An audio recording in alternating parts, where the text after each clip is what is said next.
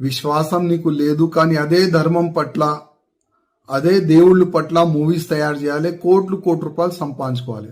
అసలేంది నీ ప్లాన్ ఏంది, నీ ఆలోచన ఏంది? అంటే ఆల్రెడీ ఇంకొక మూవీ తీస్తున్నావు వారణాసి, దాంట్లో మహేష్ బాబుకి తీసుకున్నావు.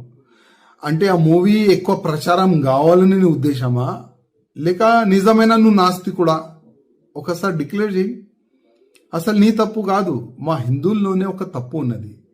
నీలాంటి ఫాల్టు డైరెక్టర్కి ప్రొడ్యూసర్కి అసలు ఐడెంటిఫై మా హిందువులు చేస్తలేరు.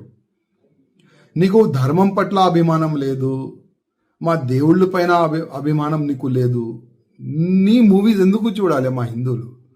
బాహుబలి మూవీ తీసినావు, ఆ ప్రభాస్తోని శివలింగం లేపట్టినావు, దాంట్లో కోట్లు రూపాయలు సంపాదించుకున్నావు ఆ మూవీతోని, ఫస్ట్ పార్ట్ సెకండ్ పార్ట్తోని. మళ్ళా మా హిందూ దేవుళ్ళ పైన నీకు నమ్మకం లేదు.